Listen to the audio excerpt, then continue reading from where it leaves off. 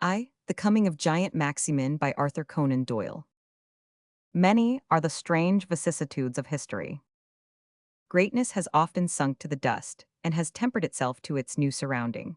Smallness has risen aloft, has flourished for a time, and then has sunk once more. Rich monarchs have become poor monks. Brave conquerors have lost their manhood. Eunuchs and women have overthrown armies and kingdoms. Surely there is no situation which the mind of man could invent which has not taken shape and been played out upon the world stage. But of all the strange careers and of all the wondrous happenings, stranger than Charles in his monastery or Justin on his throne, there stands the case of giant Maximin, what he attained, and how he attained it. Let me tell the sober facts of history, tinged only by that coloring to which the more austere historians could not condescend. It is a record as well as a story. In the heart of Thrace, some 10 miles north of the Rhodope Mountains, there is a valley which is named Harpesus, after the stream which runs down it. Through this valley lies the main road from the east to the west, and along the road, returning from an expedition against the Alani, there marched, upon the 5th day of the month of June in the year 210, a small but compact Roman army. It consisted of 3 legions, the Jovian, the Cappadocian, and the men of Hercules.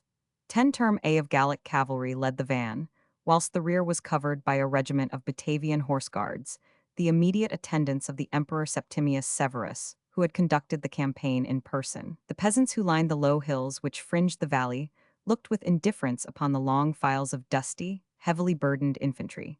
But they broke into murmurs of delight at the gold-faced cuirasses and high brazen horsehair helmets of the guardsmen, applauding their stalwart figures, their martial bearing, and the stately black chargers which they rode. A soldier might know that it was the little weary men with their short swords, their heavy pikes over their shoulders, and their square shields slung upon their backs, who were the real terror of the enemies of the empire.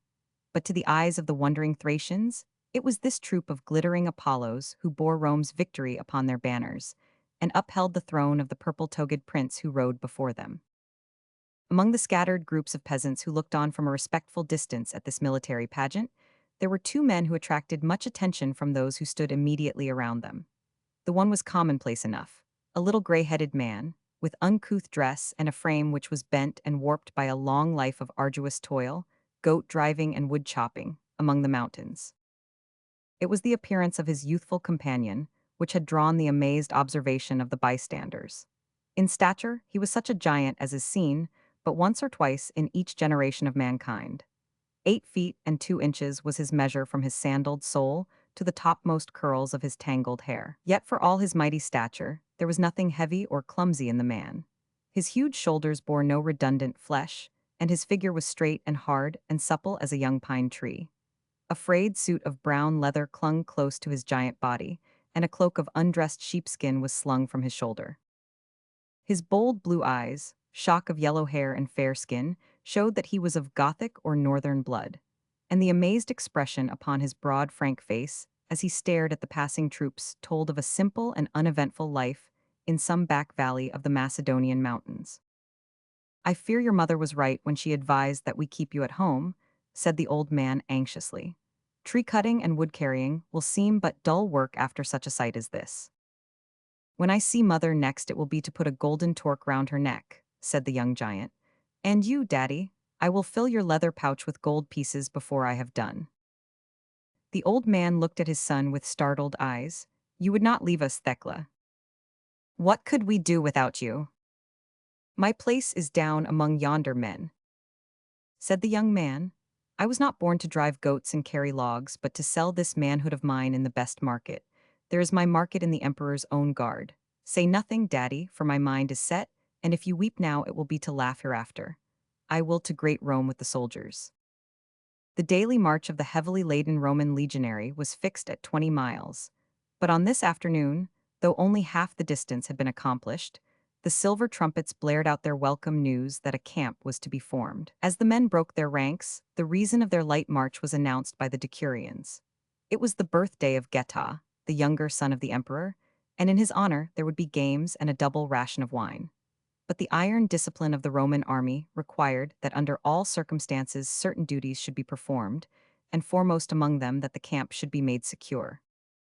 Laying down their arms in the order of their ranks, The soldiers seized their spades and axes, and worked rapidly and joyously, until sloping vallum and gaping fossa girdled them round, and gave them safe refuge against a night attack. Then, in noisy, laughing, gesticulating crowds, they gathered in their thousands round the grassy arena where the sports were to be held. A long green hillside sloped down to a level plain, and on this gentle incline the army lay watching the strife of the chosen athletes who contended before them. They stretched themselves in the glare of the sunshine, their heavy tunics thrown off, and their naked limbs sprawling, wine cups and baskets of fruit and cakes circling amongst them, enjoying rest and peace as only those can to whom it comes so rarely. The 5-mile race was over, and had been won as usual by Decurion Brennus, the crack long-distance champion of the Herculeans.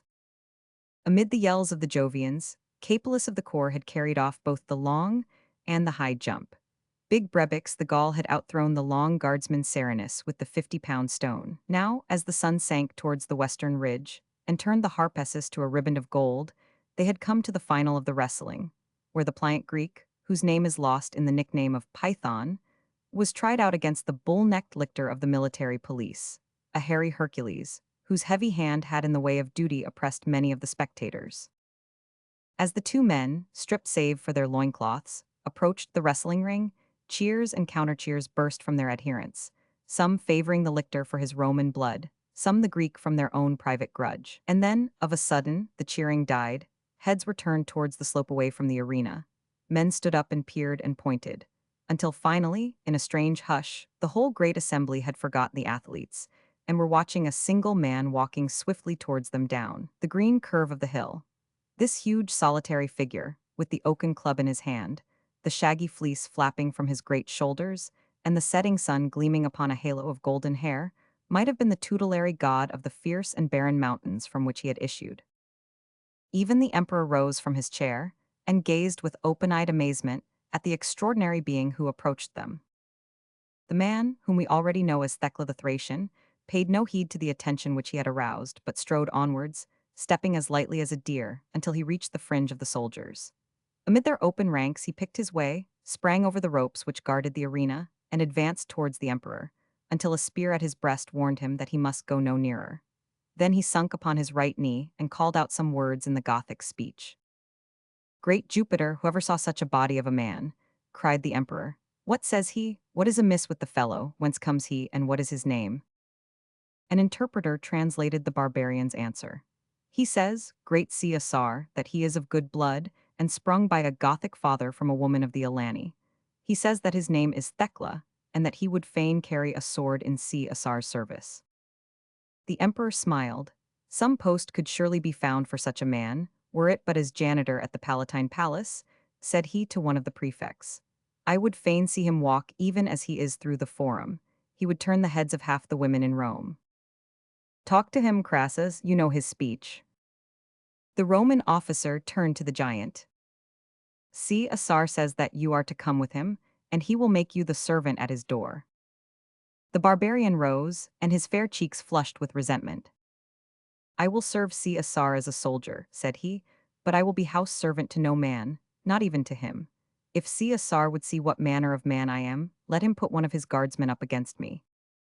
"By the shade of Milo, this is a bold fellow," cried the emperor. "How say you, Crassus? Shall he make good his words?" "By your leave, Caesar," said the blunt soldier. "Good swordsmen are too rare in these days that we should let them slay each other for sport. Perhaps if the barbarian would wrestle a fall." "Excellent," cried the emperor. "Here is the Python, and here Varus the lictor, each stripped for the bout. Have a look at them, barbarian, and see which you would choose. What does he say? He would take them both. Nay, then, he is either the king of wrestlers or the king of boasters, and we shall soon see which. Let him have his way, and he has himself to thank if he comes out with a broken neck." There was some laughter when the peasant tossed his sheepskin mantle to the ground, and, without troubling to remove his leathern tunic, advanced towards the two wrestlers. But it became uproarious when, with a quick spring, he seized the Greek under one arm and the Roman under the other, holding them as in a vice. Then, with a terrific effort, he tore them both from the ground, carried them writhing and kicking round the arena, and finally walking up to the emperor's throne, threw his two athletes down in front of him. Then, bowing to Caesar, the huge barbarian withdrew, and laid his great bulk down among the ranks of the applauding soldiers, whence he watched with stolid unconcern the conclusion of the sports. It was still daylight when the last event had been decided, and the soldiers returned to the camp. The Emperor Severus had ordered his horse, and in the company of Crassus, his favorite prefect, rode down the winding pathway which skirts the Harpasus, chatting over the future dispersal of the army. They had ridden for some miles when Severus, glancing behind him, was surprised to see a huge figure which trotted lightly along at the very heels of his horse. Surely this is Mercury, as well as Hercules, that we have found among the Thracian mountains, said he with a smile. Let us see how soon our Syrian horses can outdistance him.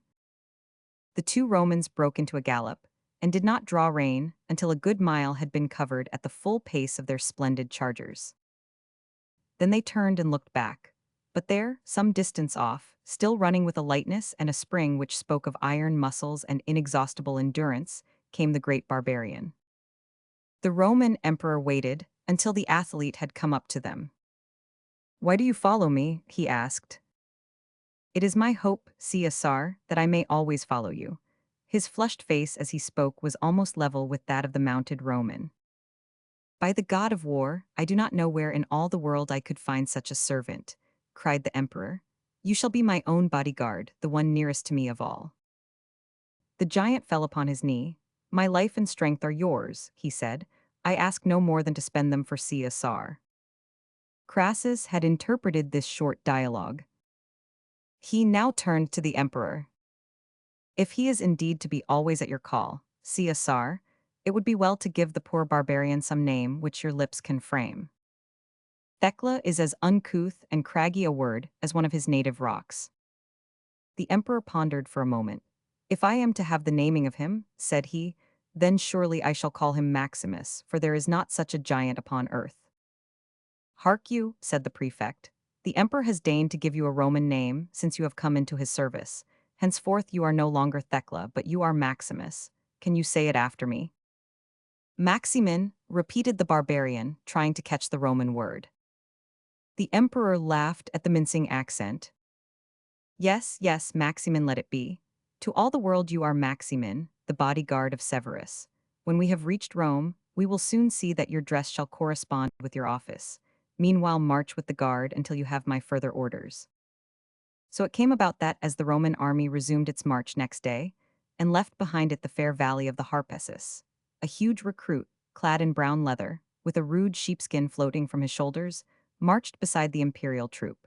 But far away in the wooden farmhouse of a distant Macedonian valley, two old country folk wept salt tears, and prayed to the gods for the safety of their boy who had turned his face to Rome.